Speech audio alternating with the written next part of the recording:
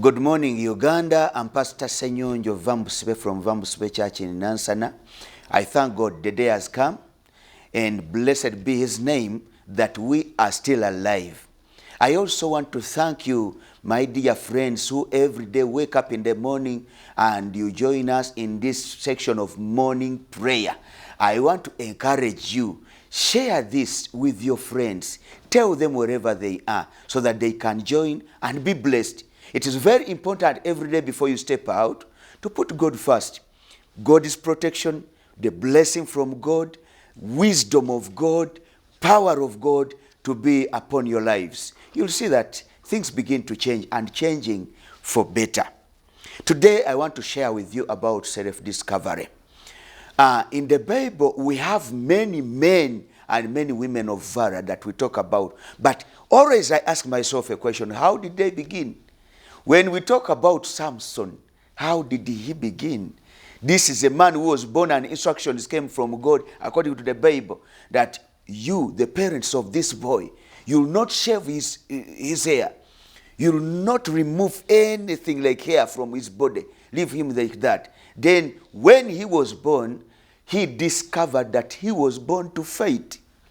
So he stood in his gap and did the needful. Look at Samuel, the one born of a woman who had suffered of infertility for many years. When this man was born, he stayed into the temple or the place of worship for all his years. And that's why we talk about the powerful prophet called Samuel. People like Paul, the one who was Saul.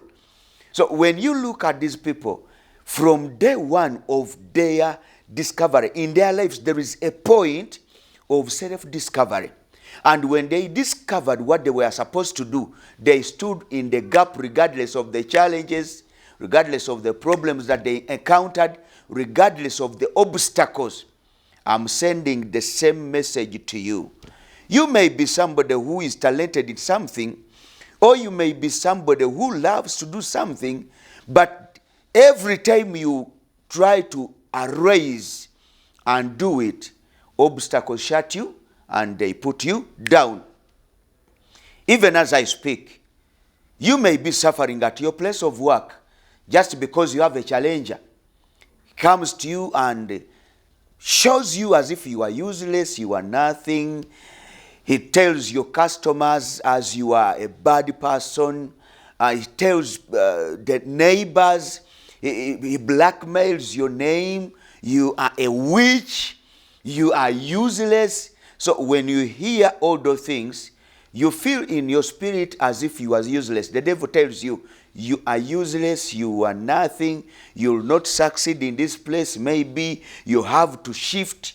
And when those things come and overtake your mind, you end up losing the target. I want to tell you, children of God, that in anything that you want to succeed in, you must discover what you are and how you were called. What is the calling upon your head? When you discover what you are and know what you are called to do, you will not be misdirected by the words of people and the opinion of public. Sometimes I always look at people, I have different people that I work with. But one day I looked at a certain woman, as we had told her, and she had planned to be a person who deals in beauty. So she began with a very good salon, and she changed all her character.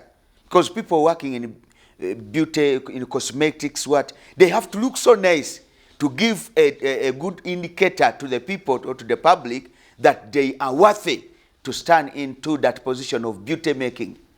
But one day when she tried to do it, she made herself beautiful, great makeups, great hairstyles, great dresses. Somebody came and attacked her. She told her that you are an ugly woman. You are not even beautiful. Look at yourself, how you look like. So the words that the other woman used to attack this one who had a dream of working in the beauty section put her completely down. And it put off all the dreams and the visions that he had to deal in beauty sections. So in her heart, listening to the dream buster, she was discouraged. And she began looking at herself as an ugly woman, as if she's not worthy to work in a beauty sector. And the end result, she was almost closing the business. This is when I called her and I said, what's wrong with you? She said, you know, Pastor, from day one when I tried to change my life for beauty, I have the other woman is a work here, but she was telling me I'm not beautiful, I'm ugly, I look bad, so I cannot do that. Whenever I tried to do makeup, she was discouraging me that it was not good for me. So she told me maybe I go for another thing. So from that day, I relaxed. It was another burden to encourage her that no, the other one was a dream buster. Go with what you are dreaming and don't forget your vision. The same thing is happening to many of you. You are somewhere in your business, but somebody is telling you you can't do it. It may be an individual. It may be just your thoughts. It may be a situation. For example, a situation comes and for now full months, maybe 1 month, 2 months, or a year, whenever you try to make a setup, losses come your way. And because of the losses, the devil is telling you, you can't make it. And then it is telling you, you will never make it. The end result, you come down, you leave your vision, you leave your path, you get discouraged, you kill everything. Discover what you are and follow the path that you are supposed to move in. God is alive. He will help you like he helped Saul. He will help you like he helped Hannah and all other people that I've talked about. May God bless you. I want you to pray with me at this moment. These words are not just religious. These words are godly. In any religion where you are, please, may God bless you as you pray. Father, I thank you today for the great word that you have given unto our hearts. I glorify your holy name for this season, because I know many people who have been overtaken by dream busters who misdirect them. They tell them that they are nothing, they will never go anywhere. But yet, you called them for specific things. You called somebody for great wealth. You called somebody for great blessing, for great homes, for great companies, great talents. But the devil has been putting people down. Father, I pray that this day round, as people go out there, your hand of blessing, your power and capacity of accomplishment will be upon them. I pray for every business to be blessed. I don't care how many debts, how many downfalls have occurred on that business. I pray this time round that business will stand. Let a special blessing come upon you wherever you are, in your marriage, in your company, in your office. I pray for a special blessing. Father, I pray for all the people of Uganda, the drivers, the people in security, the people in law, the people in leadership offices, and everywhere. May you lead them. I don't care what has been happening, but this time round, may your spirit encourage everybody to discover more about himself, to discover more about herself. May you give them strength, Lord. This time and this year, there will not be any downfall. People will be encouraged.